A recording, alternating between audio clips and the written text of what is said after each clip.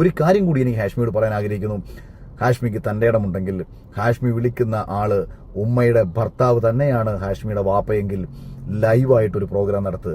എന്നിട്ട് ഇതേ വിഷയം, നിലപാടെന്ന് പറഞ്ഞ ഇതേ വിഷയത്തിൽ അഖിൽ മാരാർ പൊതുസമൂഹത്തിന്റെ മുന്നിൽ മാറ്റിപ്പറഞ്ഞ നിലപാടുകൾ ഓരോന്നോരോന്നോരോന്ന് വിളിച്ചു പറഞ്ഞിട്ട് നിങ്ങളൊന്ന് പൊളിച്ചെടുക്കാൻ നോക്ക്. നിങ്ങൾ പറഞ്ഞ വിഷയം, ഒരു തെരഞ്ഞെടുപ്പിൽ മത്സരിച്ച സമയത്ത് അഖിൽ മാരാർ ആഷ്മി ജനകീയ കോടതിയിൽ പോയിട്ട് ആഷ്മി പിടിച്ച് വലിച്ചു കീറി എയറിലേക്ക് കയറ്റി വിട്ട അഖിൽ മാരാർ ഇപ്പം ആഷ്മിക്കെതിരെ പുതിയൊരു വീഡിയോ ആയിട്ട് വന്നിട്ടുണ്ട്. ഞാനിവിടെ വെച്ചുതരാം. ഓക്കെ, വീഡിയോയിലേക്ക് പോകുന്നതിന് മുമ്പ് അഖിൽ മാരാർ ഇഷ്ടമല്ലാത്ത ആളുകളൊക്കെ ഒന്ന് വീഡിയോ ലൈക്ക് ചെയ്യണം. എത്ര ആളുകൾ അഖിൽ മാരാർ ഇഷ്ടമല്ലാത്ത ആളുകൾ ഉണ്ടെന്ന് അറിയാനാണ്. അതുപോലെ നിങ്ങളുടെ അഭിപ്രായം കൂടെ ഒന്ന് കമൻറ്റ് ചെയ്യണം. അതുപോലെ എല്ലാവരും ചാനൽ സബ്സ്ക്രൈബ് ചെയ്യണം, എന്നാൽ മാത്രമേ എല്ലാവരിലേക്കും വീഡിയോ എത്തത്തുള്ളൂ. അതുപോലെ ചാനൽ ഫോളോ കൂടെ ചെയ്യണം, സബ്സ്ക്രൈബ് ചെയ്ത് ഫോളോ ചെയ്യണം. അതുപോലെ നിങ്ങളുടെ അഭിപ്രായം കൂടെ ഒന്ന് കമൻറ്റ് ചെയ്യണം.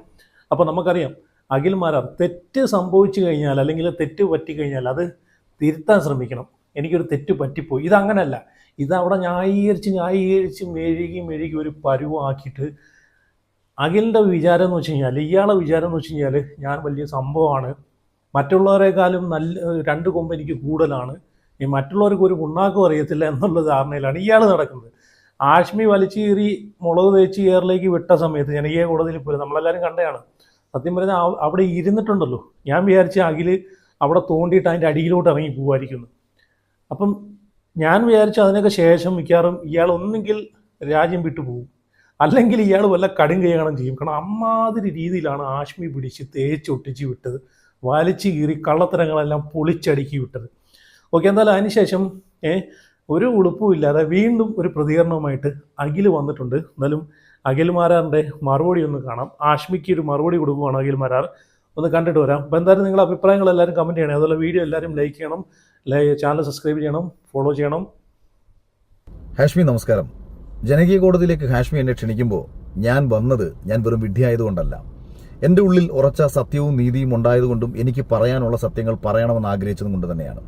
ഹാഷ്മി അവിടെ നെറുകേട് കാണിക്കുമെന്നും ഇന്നലകളിൽ ഞാനുമായി ഉണ്ടായ സംവാദത്തിൽ ഹാഷ്മിക്കുണ്ടായ ക്ഷീണം തീർക്കാൻ വേണ്ടി ഹാഷ്മി നെറുകേട് കാണിക്കുമെന്ന് എൻ്റെ അടുത്ത് പല സുഹൃത്തുക്കളും പറഞ്ഞു. അപ്പോഴും ഞാൻ പറഞ്ഞു, അല്ല, ഹാഷ്മി ഒരു നല്ല മാധ്യമപ്രവർത്തകനാണ്, അദ്ദേഹം അത് ചെയ്യില്ല എന്നാണ് ഞാൻ കരുതിയത്. പക്ഷേ നിങ്ങൾ ഈ പരിപാടിയിൽ അതിഥിയായി വിളിച്ച ആൾക്കാരോട് എനിക്കെതിരെ എന്തൊക്കെ സംസാരിക്കണമെന്നും ഏതൊക്കെ ഭാഷയിൽ സംസാരിക്കണമെന്നും നിങ്ങൾ പറഞ്ഞത് കേട്ടപ്പോഴാണ് എനിക്ക് നിങ്ങളുടെ ഉള്ളിലെ പകയും വിദ്വേഷവും എനിക്ക് മനസ്സിലായത്. അതിനുശേഷമാണ് നിങ്ങളൊരു വൃത്തികെട്ടവനാണെന്ന് ഞാൻ തിരിച്ചറിയുന്നത്. ഇവിടെ നിങ്ങൾ എന്നെ ഈ പരിപാടിയിലേക്ക് വിളിച്ചിട്ട് യഥാർത്ഥത്തിൽ നിങ്ങൾ ചോദിക്കേണ്ടിയിരുന്നതും അല്ലെങ്കിൽ എന്നെ പൊളിച്ചെടുക്കേണ്ടിയിരുന്നതും എൻ്റെ നിലപാടുകൾ എന്തൊക്കെയായിരുന്നുവെന്നും ആ നിലപാടുകൾ എത്ര തവണ ഞാൻ മാറ്റിപ്പറഞ്ഞെന്നും ആ മാറ്റിപ്പറഞ്ഞ നിലപാടുകളുമായി ബന്ധപ്പെട്ടിട്ടുള്ള ചോദ്യങ്ങൾ ചോദിച്ചുകൊണ്ട് നിങ്ങൾ എന്നെ ഒന്നൊന്നായി പൊളിച്ചിരുന്നുണ്ടെന്നുണ്ടെങ്കിൽ ഞാനും ഹാഷ്മിക്ക് ഒരു ഷേക്കാൻഡ് തന്നേനെ. പകരം ഹാഷ്മി എന്താണ് ചെയ്തത്? എൻ്റെ ഫേസ്ബുക്കിൽ ഞാൻ നിഷ്പക്ഷമായി പറഞ്ഞിരുന്ന ഒരു രാഷ്ട്രീയത്തെ എടുത്തു പറഞ്ഞു വെച്ചുകൊണ്ട് BJPയുടെ രാഷ്ട്രീയമെന്നും ഭാരതവിരുദ്ധ രാഷ്ട്രീയമെന്നും പറഞ്ഞുകൊണ്ട് അവിടെ തുടങ്ങിയ വിഷയത്തിൽ അവസാനം വരെ ഹാഷ്മി പോയിക്കൊണ്ടിരുന്നത് എന്നെ ഒരു BJPക്കാരനാക്കി വരുത്തി തീർക്കുക എന്നുള്ളതായിരുന്നു. എനിക്ക് താല്പര്യമില്ലാത്ത ഒരു രാഷ്ട്രീയത്തിന്റെ വക്താവാക്കാൻ വേണ്ടി നിങ്ങൾ എന്നെ ശ്രമിച്ചപ്പോഴൊക്കെ തന്നെ ഞാൻ പല പ്രാവശ്യം പറഞ്ഞു, ഞാനൊരു BJPയുടെ വക്താവല്ല, ഹാഷ്മി എനിക്കിതിന് മറുപടി പറയേണ്ട കാര്യമില്ല. പക്ഷേ സത്യവും ശരിയും എപ്പോഴൊക്കെ BJPയുടെ ഒപ്പം നിന്നിട്ടുണ്ടോ, സത്യവും ശരിയും എപ്പോഴൊക്കെ എൻ്റെ രാജ്യത്തിനൊപ്പം നിന്നിട്ടുണ്ടോ, അപ്പോഴൊക്കെ ഞാൻ നിലപാട് സ്വീകരിച്ചിട്ടുണ്ട്. അപ്പോഴൊക്കെ ഞാൻ നിലപാട് സ്വീകരിക്കുമ്പോൾ അത് ഹാഷ്മിക്ക് പൊള്ളുന്നത് ഹാഷ്മിയുടെ ഉള്ളിൽ കിടക്കുന്ന വൃത്തികെട്ട രാഷ്ട്രീയം മറ്റൊന്നായതുകൊണ്ടാണ്. രാവിലെ വന്നിരുന്ന് BJP അനുകൂലിച്ചും ഉച്ചയ്ക്ക് വന്നിരുന്ന കമ്മ്യൂണിസ്റ്റ് പാർട്ടി അനുകൂലിച്ചും രാത്രിയിൽ വന്നിരുന്ന കോൺഗ്രസിനെ അനുകൂലിച്ചും പിറ്റേ ദിവസം VD സതീശനെ തള്ളിപ്പറഞ്ഞും ഉച്ചയ്ക്ക് VD സതീശനെ അനുകൂലിച്ചും വൈകുന്നേരം നരേന്ദ്രമോദിയെ പുകഴ്ത്തിയും പിറ്റേ ദിവസം നരേന്ദ്രമോദിയെ തെറിവിളിച്ചും അല്ലെങ്കിൽ പിണറായി വിജയനെ അനുകൂലിച്ചും എന്തായാലും ഈ ചങ്ങാതി പറയുന്നത് ഇതാണ്. ഈ ചങ്ങാതിക്ക് തെറ്റ് പറ്റിയിട്ടുണ്ടെങ്കിൽ അത് തിരുത്താൻ നോക്കാതെ വീണ്ടും വീണ്ടും അതിനെ ഇങ്ങ് ന്യായീകരിക്കും. പുള്ളി പറയുന്നത് എന്നെ ഒരു BJPക്കാരനാക്കാൻ ആഷ്മി അവിടെ നോക്കിയെന്നാണ് പറയുന്നത്. പിന്നെ ആരുടെ NDAക്ക് വേണ്ടിയിട്ട് തൃക്കാക്കരയിൽ പോയി മത്സരിക്കുന്നത് ചക്ക ചിഹ്നത്തിൽ 8 നിലയിൽ പൊട്ടിയത് ആരാണ്? പിഷാരടിയുടെ വെക്കിട്ട് കയറിയിട്ട് പിഷാരടി പിടിച്ച് എയറിലോട്ട് വിട്ടത് ആരെയാണ്? എന്തുവാടെ ഇതൊക്കെ? നിലപാടെന്ന് പറഞ്ഞൊരു സാധനം ഇല്ലല്ലോ അഖിലേ. ഒന്ന് അഖിലിൻ്റെ പഴയ ഒരു കുറച്ച് ഇലക്ഷൻ്റെ സമയത്തുള്ള വീഡിയോസ് എടുത്ത് നോക്കി കഴിഞ്ഞാൽ നമുക്ക് മനസ്സിലാക്കാന്നേ ഉള്ളൂ. കുറച്ച് ബൈറ്റുകളും കുറച്ച് ഇൻ്റർവ്യൂസുകളൊക്കെ കണ്ടു കഴിഞ്ഞാൽ മനസ്സിലാക്കാവുന്നേ.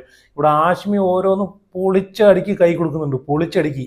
എന്നിട്ട് പറഞ്ഞെന്താ, സ്വന്തം പൈസ കൊണ്ടിട്ടാണ് ഇലക്ഷൻ്റെ പ്രചരണം വരെ നടത്തിയെന്ന് പറഞ്ഞ പുള്ളിയാണ് ആഷ്മി മുന്നിലിരുത്തിക്കൊണ്ട് 5 ലക്ഷം രൂപ ഇവിടെ അഖിൽ മാരാറിന് BJP കൊടുത്തിട്ടുള്ള തെളിവ് കാണിച്ചു കേട്ടോന്ന് ചോദിച്ചപ്പോഴത്തേക്ക് ബബ്ബ അടിക്കുന്നു അവിടെ ഇരുന്ന്. ഇയാൾ പറഞ്ഞ എന്താണ്, എൻ്റെ ബൈക്ക് വിറ്റിട്ടാണ് ഞാൻ ഇലക്ഷൻ പ്രചാരണം നടത്തിയത് നഷ്ടവിലയ്ക്ക് അല്ലേ. അപ്പം അങ്ങനെയൊക്കെ ഉള്ള തള്ളുകളാണ് വന്നിരുന്നത് തള്ളുന്നത്. എന്നിട്ട് അവസാനം അതിട്ട് സമ്മതിക്കത്തുമില്ല. ഇങ്ങനെ നാറി പൊഴുത്ത് ഓരോ അടുത്ത് പോയിട്ട് നാണം കെട്ട് ഉമ്മത്തിരിയാവും. വല്ല കാര്യം ഉണ്ടാകില്ലേ? ആ നിലപാടില്ലായ്മ, എനിക്ക് നിലപാടില്ലായ്മയാണെന്ന് അങ്ങ് തുറന്നു പറഞ്ഞാൽ തീരാവുന്ന പ്രശ്നമേ ഉള്ളൂ. എന്നിട്ടും പറയും എനിക്ക് ഭയങ്കര നിലപാടാണെന്ന് പറയും. ഓക്കെ, എന്നാലും ബാക്കി കൂടെ കേട്ടോക്കാം. സംസാരിച്ച് ശീലമുള്ള ഹാഷ്മി എന്നോട് ചോദിക്കുകയാണ് അഭിപ്രായങ്ങളിൽ ഉറച്ചു നിൽക്കുന്നുണ്ടോയെന്നും. ഞാൻ തിരിച്ച് ഹാഷ്മിയോട് ഒരു ചോദ്യം ചോദിച്ചു. ഞാൻ മാറ്റി പറഞ്ഞ 5 അഭിപ്രായങ്ങൾ പറഞ്ഞിട്ട് പോകൂ ഹാഷ്മി എന്ന് പറഞ്ഞപ്പോൾ ഹാഷ്മി എടുത്ത വായിൽ പറഞ്ഞത് ബിഗ് ബോസിൽ പോകുന്നില്ല എന്ന് പറഞ്ഞിട്ട് പോയില്ലേ എന്നുള്ളതാണ്. ഈ ബിഗ് ബോസിൽ ഞാൻ പോകുന്നില്ല എന്ന് പറഞ്ഞതും ബിഗ് ബോസിൽ ഞാൻ പോകുമെന്ന് പറഞ്ഞതും ബിഗ് ബോസിൽ പോകുന്നതിന് മുൻപ് തന്നെയാണ് എന്നുള്ളത് ഞാൻ വളരെ കൃത്യമായി പണ്ടേ പറഞ്ഞിട്ടുള്ളൊരു കാര്യമാണ്. അതുപോലും എൻ്റെ ജീവിതത്തെയും എൻ്റെ കുടുംബത്തെയും മാത്രം വ്യക്തിപരമായി മാത്രം ബാധിക്കുന്ന ഒരു വിഷയത്തിൽ, പൊതുസമൂഹത്തിന് ഒന്നും ബാധിക്കാത്ത ഒരു വിഷയത്തിലും ഞാൻ നാളിതുവരെ ഒരു അഭിപ്രായം പറഞ്ഞ് മറ്റൊരാൾക്ക് വേദന ഉണ്ടാക്കുന്ന ഒരു കാര്യവും ചെയ്തിട്ടില്ല. മറ്റൊരാൾക്ക് വേദന ഉണ്ടാക്കുന്ന ഒരു അഭിപ്രായ നിലപാട് വ്യത്യാസവും ഞാൻ സ്വീകരിച്ചിട്ടില്ല എന്നിരിക്കെ ഞാൻ ഉയർത്തിയ ഏതെങ്കിലും ഒരു വിഷയത്തിൽ അതുമായി ബന്ധപ്പെട്ട ഒരു ചോദ്യം ചോദിക്കാൻ ഹാഷ്മി തയ്യാറായോ? ഹാഷ്മി ആരെയാണ് സംരക്ഷിക്കാൻ ശ്രമിച്ചുകൊണ്ടിരുന്നത്? ഹാഷ്മിക്ക് സാബു ജേക്കബിന്റെ കയ്യിൽ നിന്ന് എത്രയാണ് കിട്ടിയത്? കിറ്റെക്സ് ആണോ യഥാർത്ഥത്തിൽ ഇപ്പോൾ നിലവിൽ 24 ഫണ്ട് ചെയ്തുകൊണ്ടിരിക്കുന്നത്? നിങ്ങൾ എന്തടിസ്ഥാനത്തിലാണ് സാബു ജേക്കബിനെതിരെ ഞാൻ ഉന്നയിച്ച ആരോപണങ്ങളിൽ ഒരു ചോദ്യം പോലും ചോദിക്കാതെ, സാബു ജേക്കബിനെതിരെ ഞാൻ പറഞ്ഞ വിഷയങ്ങളിൽ ഒരു തവണ പോലും സംസാരിക്കാതെ നിങ്ങൾ ആരെയാണ് സംരക്ഷിക്കാൻ ശ്രമിച്ചത്? യഥാർത്ഥത്തിൽ എന്തായിരുന്നു ഈ എനിക്കെതിരെ ചോദ്യങ്ങൾ ചോദിക്കുമ്പോൾ നിങ്ങൾ ഉന്നയിക്കേണ്ടിരുന്ന വിഷയം? എന്തുകൊണ്ട് ഞാൻ BJPയിലേക്ക് പോയി? കോൺഗ്രസ് അനുകൂല നിലപാട് സ്വീകരിച്ചിരുന്ന ഞാൻ എന്തുകൊണ്ട് BJPയിലേക്ക് പോയി എന്നൊരു ചോദ്യം നിങ്ങൾക്ക് ചോദിക്കാം. അവിടെ ഞാൻ കൃത്യമായിട്ട് പറഞ്ഞു, കൊട്ടാരക്കരയിൽ കൊടിക്കുന്നിൽ സുരേഷിന്റെ നേതൃത്വത്തിൽ നടത്തിയ കാര്യങ്ങളും ഇതിനു മുൻപ് ഞാൻ യൂത്ത് കോൺഗ്രസിൽ പ്രവർത്തിച്ച സമയത്ത് കൊടിക്കുന്നിൽ സുരേഷ് ചെയ്ത കാര്യങ്ങളും ഉൾപ്പെടെ എന്തെല്ലാം കാര്യങ്ങൾ ഞാൻ സംസാരിച്ചു, എന്റെ വ്യക്തിജീവിതവുമായി ബന്ധപ്പെട്ട എന്തെല്ലാം കാര്യങ്ങൾ ഞാൻ സംസാരിച്ചു. ഇതൊക്കെ പുറത്തുവിടാൻ നിങ്ങൾ മാന്യത കാണിച്ചോ? ഇല്ല. പകരം നിങ്ങളുടെ മൈക്കിന്റെ വോളിയം കൂട്ടിവെച്ച് എന്റെ മൈക്കിന്റെ വോളിയം താഴ്ത്തി വെച്ച് അടിച്ചാക്ഷേപിക്കുന്ന രീതിയിൽ ആവർത്തിച്ച് നിങ്ങൾ എന്നോട് സംസാരിക്കുമ്പോഴും ഞാൻ നിങ്ങളടുത്ത് പറഞ്ഞ കാര്യങ്ങളെങ്കിലും ഒന്ന് പുറത്തുവിടാനുള്ള മാന്യത നിങ്ങൾക്ക് കാണിക്കാമായിരുന്നു എന്നാണ് ഞാൻ വിശ്വസിക്കുന്നത്. ഹാഷ്മി അത് ചെയ്തില്ല എന്ന് മാത്രമല്ല, രാഷ്ട്രീയമായിട്ട് ഞാൻ പറഞ്ഞ വിഷയങ്ങളിൽ നിന്ന് ഹാഷ്മി അകന്നു പോയതോടുകൂടി ഹാഷ്മി ആരെയാണ് സംരക്ഷിക്കാൻ ശ്രമിക്കുന്നത്, അല്ലെങ്കിൽ എന്താണ് ഹാഷ്മിയുടെ ഉദ്ദേശം എന്നത്? BJPയിലേക്ക് പോയ കാര്യമൊന്നും പറയല്ലേ. കോൺഗ്രസിൽ ഇത് സീറ്റ് കിട്ടുമെന്ന് പ്രതീക്ഷിച്ച് അവസാനം വരെ രമേശ് ചെന്നിത്തലയുടെ പിറവെ ഇങ്ങനെ മണപ്പിച്ച് നടന്നിട്ട് അവസാനം സീറ്റ് കിട്ടത്തില്ലെന്ന് അറിഞ്ഞപ്പോഴത്തേക്ക്, കൊട്ടാരക്കരയിൽ സീറ്റ് കിട്ടുന്ന അറിഞ്ഞപ്പോഴത്തേക്ക് അവസാനം BJPയിലേക്ക് പോയി. കൊട്ടാരക്കര കിട്ടാതെ വന്നപ്പോഴത്തേക്ക് തൃക്കാക്കര എന്നുള്ള ധാരണയിൽ അവിടെ കയറി നിന്ന കഥയൊക്കെ എല്ലാവർക്കും അറിയാവുന്നതാണ്. പിന്നെ പറഞ്ഞല്ലോ, പിന്നെ ആരെയാണ് വേദനിപ്പിച്ച് കേരളത്തിൽ അല്ലെങ്കിൽ ഈ ലോകത്തിലെ സ്ത്രീകളെ എല്ലാം വേദനിപ്പിച്ച ഒരു ഇൻ്റർവ്യൂ നമ്മൾ കണ്ടതാണ്. സ്ത്രീകൾ പ്രസവിച്ചങ്ങ് സുഖിച്ചാണങ്ങ് പ്രസവം സ്ത്രീകളങ്ങ് എൻജോയ് ചെയ്തിട്ടാണ് ചെയ്യുന്നതെന്നൊക്കെ പറഞ്ഞിട്ട് കണ്ടില്ലേ? അയാളാണ്, ആ നിലപാടിൻ്റെ രാജകുമാരാണ് ഇവിടെ വന്നിരുന്നിട്ട് ഇപ്പോൾ സംസാരിക്കുന്നത്. എന്താണെങ്കിലേ സത്യം പറഞ്ഞാൽ ആഷ്മി ഉണ്ടല്ലോ, ആഷ്മിയുടെ ആ ജനകീയ കോമഡിയിൽ ഒരു നിമിഷം പോലും ഞാൻ സ്കിപ്പ് ചെയ്യാതെയാണ്. സാധാരണ ഞാൻ സ്കിപ്പ് ചെയ്ത് ഓടിച്ചാണ് കാണുന്നത് ഇങ്ങനെയുള്ള പരിപാടിയൊക്കെ. പക്ഷേ ഇതുണ്ടല്ലോ, ഒരു നിമിഷം പോലും ഞാൻ സ്കിപ്പ് ചെയ്യാതാണ് കാണുന്നത്. കാരണം അത്രയ്ക്ക് ഓരോ സെക്കൻഡിലും അവിടെ ഇരുത്തി അങ്ങ് പൊരിപ്പിക്കുമായിരുന്നു ആഷ്മി അഖിൽ മാരാറിനെ. അവസാനം എല്ലാം കഴിഞ്ഞപ്പോഴത്തേക്ക് കരഞ്ഞു മൂങ്ങിക്കൊണ്ട് വരുന്നത്. എന്താ ചെയ്യല്ലേ? അപ്പം ബാക്കിയും കൂടെ കേട്ടുനോക്കാം, ബാക്കിയും കൂടെ പറയുന്നുണ്ട്, അതും കൂടെ കേട്ടുനോക്കാം. സ്വബോധമുള്ള ജനങ്ങൾക്ക് മനസ്സിലായി എന്നതാണ് ജനകീയ കോടതിയിൽ നിന്നും എനിക്ക് കിട്ടുന്ന റിപ്ലൈ. അല്ലാതെ ഞാൻ കേരള രാഷ്ട്രീയത്തിൽ CPMനെയും സുഡാപ്പികളെയും കമ്മ്യൂണിസ്റ്റ് പാർട്ടി കോൺഗ്രസിനെയും BJPയെയും ഒക്കെ പലപ്പോഴായി വിമർശിച്ചിട്ടുള്ള ഒരു വ്യക്തി എന്ന നിലയിൽ എനിക്കെതിരെ രാഷ്ട്രീയപരമായിട്ട് വരുന്ന കമന്റുകൾ കണ്ട് ആസ്വദിക്കുന്ന ഒരു കാര്യമില്ല. അത് അറിഞ്ഞുകൊണ്ട് തന്നെ ഞാൻ ചെയ്യുന്ന കാര്യങ്ങളാണ്. ഒരു രാഷ്ട്രീയമായിട്ട് നമ്മൾ ഒരാളെ എതിർക്കുമ്പോൾ ആ രാഷ്ട്രീയത്തിന്റെ എതിർപ്പുകൾ നമുക്ക് സംഭവിക്കുമെന്നുള്ളത് സ്വാഭാവികമാണ്. പക്ഷേ മാധ്യമ പ്രവർത്തന നിലയിൽ ഹാഷ്മി നിങ്ങളൊരു വലിയ പരാജയമായി മാറിയിരിക്കുന്നു. വ്യക്തിവിരോധം തീർക്കാൻ വേണ്ടിയിട്ട് ഒരു ചാനൽ ഫ്ലോർ ഉപയോഗിച്ച് നിങ്ങളെ ഒരു മാധ്യമ പ്രവർത്തകൻ എന്ന് ഒരിക്കലും വിളിക്കാൻ കഴിയില്ല എന്ന് പറഞ്ഞുകൊണ്ട് ഒരു കാര്യം കൂടി എനിക്ക് ഹാഷ്മിയോട് പറയാൻ ആഗ്രഹിക്കുന്നു. ഹാഷ്മിക്ക് തൻ്റെ ഇടമുണ്ടെങ്കിൽ ഹാഷ്മി വിളിക്കുന്ന ആള് ഉമ്മയുടെ ഭർത്താവ് തന്നെയാണ് ഹാഷ്മിയുടെ വാപ്പയെങ്കിൽ ലൈവായിട്ടൊരു പ്രോഗ്രാം നടത്തുക. എന്നിട്ട് ഇതേ വിഷയം നിലപാടെന്ന് പറഞ്ഞ ഇതേ വിഷയത്തിൽ അഖിൽ മാരാർ പൊതുസമൂഹത്തിന്റെ മുന്നിൽ മാറ്റിപ്പറഞ്ഞ നിലപാടുകൾ ഓരോന്നോരോന്നോരോന്ന് വിളിച്ചു പറഞ്ഞിട്ട് നിങ്ങളൊന്ന് പൊളിച്ചെടുക്കാൻ നോക്ക്. നിങ്ങൾ പറഞ്ഞ വിഷയം, ഒരു തെരഞ്ഞെടുപ്പിൽ മത്സരിച്ച സമയത്ത് ഞാൻ നടത്തിയ രാഷ്ട്രീയ പ്രസംഗങ്ങൾ, തെരഞ്ഞെടുപ്പിൽ മത്സരിച്ച സമയത്ത് ജയിക്കുമെന്ന് ഞാൻ പറഞ്ഞ കാര്യങ്ങൾ, തെരഞ്ഞെടുപ്പിൽ മത്സരിക്കുന്ന സമയത്ത് എന്റെ രാഷ്ട്രീയ പാർട്ടിയിലെ പ്രവർത്തകർക്കും അവിടെ വോട്ട് പിടിക്കാൻ വേണ്ടി ഇറങ്ങിയ ആൾക്കാർക്കും അവിടുത്തെ വോട്ടർമാർക്ക് മുന്നിൽ അവരുടെ കോൺഫിഡൻസ് വർദ്ധിപ്പിക്കാൻ വേണ്ടി ഞാൻ പറഞ്ഞ കാര്യങ്ങളാണോ നിങ്ങൾ ഒരാളുടെ നിലപാടായി വ്യാഖ്യാനിക്കുന്നത്? ഒരു തെരഞ്ഞെടുപ്പിൽ രാഷ്ട്രീയ പ്രവർത്തനം നടത്തുന്ന സമയത്ത് ആരാണ് തോൽക്കുമെന്ന് പറഞ്ഞ് മത്സരിക്കുന്നത്? ഒരു സ്വതന്ത്ര സ്ഥാനാർത്ഥി പോലും ജയിക്കുമെന്ന് പറഞ്ഞാണ് മത്സരിക്കുന്നത്. വെറും 500 വോട്ടേ തനിക്ക് ഈ മണ്ഡലത്തിൽ കിട്ടത്തോളെന്നുണ്ടെങ്കിലും അവനോട് ചോദിച്ചാലും അവൻ പറയുന്നത് ജയപ്രതീക്ഷയുണ്ടെന്നും ജയിക്കുമെന്നും അവന്റെ ചുറ്റുമുള്ള ആൾക്കാരോട് ജയിക്കാനുള്ള സാധ്യതകളെക്കുറിച്ചുമാണ്. അതിനെ എടുത്തു വെച്ചിട്ട് നിങ്ങൾ എന്നെ ആക്ഷേപിക്കാൻ ഉപയോഗിക്കുമ്പോൾ നിങ്ങൾ എത്രത്തോളം താഴ്ന്നു പോയിരിക്കുന്നു എന്ന് സ്വയം ആലോചിക്കുക. സാബു ജേക്കബിന് വേണ്ടിയിട്ട് നടത്തിയ വെറും വാ കൊണ്ടുള്ള വയറിളക്കം മാത്രമാണ് ഹാഷ്മി ആ ചാനൽ ഫ്ലോറിൽ നിന്ന് ഹാഷ്മി കാണിച്ചതെന്ന് തിരിച്ചറിയുക. ഒരിക്കൽ കൂടി ഹാഷ്മിയെ വെല്ലുവിളിച്ചുകൊണ്ട് ഞാൻ ചോദിക്കുന്നു, ലൈവായി ഞാനുമായി സംവദിക്കാൻ ഹാഷ്മിക്ക് താല്പര്യമുണ്ടോ?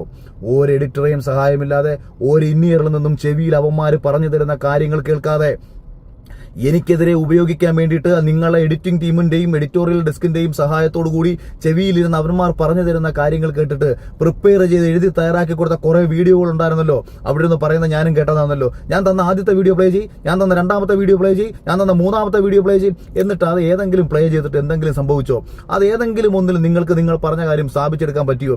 ഒന്നുമില്ലാതെ വന്നപ്പോൾ കോൺഗ്രസ് വക്താവുമായി ചേർന്ന് എന്നെ BJP-കാരനാക്കാൻ ശ്രമിക്കുമ്പോൾ BJP-ക്ക് വേണ്ടി സംസാരിക്കാൻ താല്പര്യമില്ല എന്ന് ആവർത്തിച്ച് ഞാൻ പറഞ്ഞിട്ടും ആ വിഷയത്തിൽ മാത്രം നീട്ടിക്കൊണ്ടുപോയ ഒരു ചർച്ചയിൽ ഞാൻ ഇരുന്ന് തന്നപ്പോ ഒരു സാമാന്യ മര്യാദ കാണിക്കാമായിരുന്നു എന്ന് മാത്രം പറഞ്ഞുകൊണ്ട് ധൈര്യമുണ്ടെങ്കിൽ നീ വാ ധൈര്യമുണ്ടെങ്കിൽ വാ, ലൈവായി ഞാനുമായി സംവദിക്കാൻ താല്പര്യമുണ്ടെങ്കിൽ നീ വാ എന്ന് മാത്രം പറഞ്ഞുകൊണ്ട് അതിനുള്ള തന്റെ ഇടം ശ്രീകണ്ഠൻ നായരുടെ 24 ചാനലിലുണ്ടെന്നുണ്ടെങ്കിൽ 24-ൽ വന്ന് ലൈവിൽ ഞാൻ ഇരിക്കും. അതിനുള്ള തന്റെ ഇടം മറ്റേതെങ്കിലും ചാനലുണ്ടെന്നുണ്ടെങ്കിൽ ഹാഷ്മി അവിടെ വന്ന് സംവദിക്കും. ഇതേ വിഷയത്തിൽ സംവദിക്കുക. എണ്ണി പറ അഖിൽ മാരാർ ഏതൊക്കെ വിഷയങ്ങൾ നിലപാട് മാറ്റിയെന്ന് എണ്ണി പറഞ്ഞിട്ട് അഖിൽ മാരാരെ തേച്ചൊട്ടിക്കുക. അല്ലാതെ ഒരുവനെ സംസാരിക്കാൻ അനുവദിക്കാതെ, ഒരുവൻ പറയുന്നത് സംപ്രേഷണം ചെയ്യാതെ, ഒരുവന്റെ ശബ്ദം താഴ്ത്തിവെച്ച് ബോധപൂർവം കാണിക്കുന്ന കോമാളിത്തരമായി അധിക്ഷേപിക്കുന്ന തരം താഴ്ന്ന ഒന്നായി മാറരുത് മാധ്യമപ്രവർത്തനം. എന്തായാലും കിട്ടിയതൊന്നും മതിയായിട്ടില്ല. ഇനി ലൈവായിട്ടൊരു പ്രോഗ്രാം കൂടെ നടത്തിയിട്ട് അതിനകത്തുനിന്ന് ചെന്നിരുന്ന് അളിഞ്ഞു നാറാനുള്ള പരിപാടിയാണ് നോക്കുന്നത്. ഇപ്പം എൻ്റെ പൊന്നഖിൽ മാരാറെ കുറച്ചെങ്കിലും ഇതുണ്ടെങ്കിൽ ഒന്ന് മിണ്ടാതെ പോവുക, അതാ വേണ്ടത്. അല്ലെങ്കിൽ ആഷ്മിക്കൊരു കുഴപ്പമില്ല, ആഷ്മി ലൈവായിട്ട് വരും, വന്ന് വലിച്ചീറി ഒട്ടിച്ച് വെച്ചിട്ട് പോവുകയും ചെയ്യും. അവസാനം വീണ്ടും ഇങ്ങനെ ഇരുന്ന് കാറിനകത്ത് കയറിയിരുന്ന് മോഹിക്കൊണ്ടിരിക്കേണ്ട അവസ്ഥ വരും. ഓക്കെ, ഇനി ഇവിടെ അഖിൽ മാരാർ പറയുന്നുണ്ടല്ലോ, ഇപ്പം രാഷ്ട്രീയ പാർട്ടികളുടെ ഓരോ ആളുകളാണ് വന്ന് കമൻറ്റ് ചെയ്യുന്നതെന്ന്. ഇനിയിപ്പോൾ ഒരു രാഷ്ട്രീയ പാർട്ടിയിലോട്ടും ചെന്ന് കയറാൻ പറ്റാത്ത അവസ്ഥയാണ്. കോൺഗ്രസിനകത്തിരുന്നുകൊണ്ട് ഈ പറഞ്ഞിട്ടുള്ള CPM-നെയും BJP-യെയും കുറ്റം പറഞ്ഞു. അവസാനം കോൺഗ്രസിൽ നിന്ന് ചാടി BJP-യിലേക്ക് പോയി. എന്നിട്ട് BJP കയറി ഇരുന്നിട്ട് തിരിച്ച് കോൺഗ്രസിനെയും അതുപോലെ വളർന്നു വന്ന പ്രസ്ഥാനത്തെയും അതുപോലെ CPM-നെയും പറ്റിയിട്ട് കുറ്റം പറഞ്ഞ് ഇനി എവിടെ പോവാനാ? അപ്പം ഈ 3 പാർട്ടിയിലുള്ള ആളുകളൊക്കെ അങ്ങ് തലയിൽ കയറ്റി വയ്ക്കുമെന്ന് വിചാരിച്ചോ? ഇനി എവിടെയും ആരും എടുക്കത്തില്ല. കാരണം അത്രമാത്രം നിലപാടിൻ്റെ രാജകുമാരാണ് എല്ലാവർക്കും മനസ്സിലായി കഴിഞ്ഞു. BJP-യിലേക്ക് പോയിട്ട് BJP-യാണ് വലിയ സംഭവം എന്ന് കൊട്ടി ആഘോഷിച്ച് നടന്നിട്ട് അവസാനം അതിനകത്തുള്ളവരെയും കുറ്റപ്പെടുത്തി അതിനകത്തുള്ളവരെയും ചീത്ത വിളിച്ചിട്ട് പുറത്തു വന്നു. ഇനി ഏത് രാഷ്ട്രീയ പാർട്ടിയാണ് അഖിലിനെ ഏറ്റെടുക്കുക? എന്നിട്ടെല്ലാം കഴിഞ്ഞിട്ട് ലൈവിൽ ഇനി വന്ന് ഡിബേറ്റ് ചെയ്യാൻ പറയുന്നു. ധൈര്യം സമ്മതിച്ചിരിക്കുന്നു. അപ്പോൾ എന്തായാലും നിങ്ങളുടെ അഭിപ്രായങ്ങളൊക്കെ ഉറപ്പായിട്ട് കമൻറ്റ് ചെയ്യുക. വീഡിയോ എല്ലാവരും ലൈക്ക് ചെയ്യുക, ചാനൽ സബ്സ്ക്രൈബ് കൂടെ ചെയ്ത് സപ്പോർട്ട് ചെയ്യുക, ഫോളോ ചെയ്യുക. അപ്പോൾ അടുത്ത വീഡിയോ ആയിട്ട് പിന്നെ വരാം.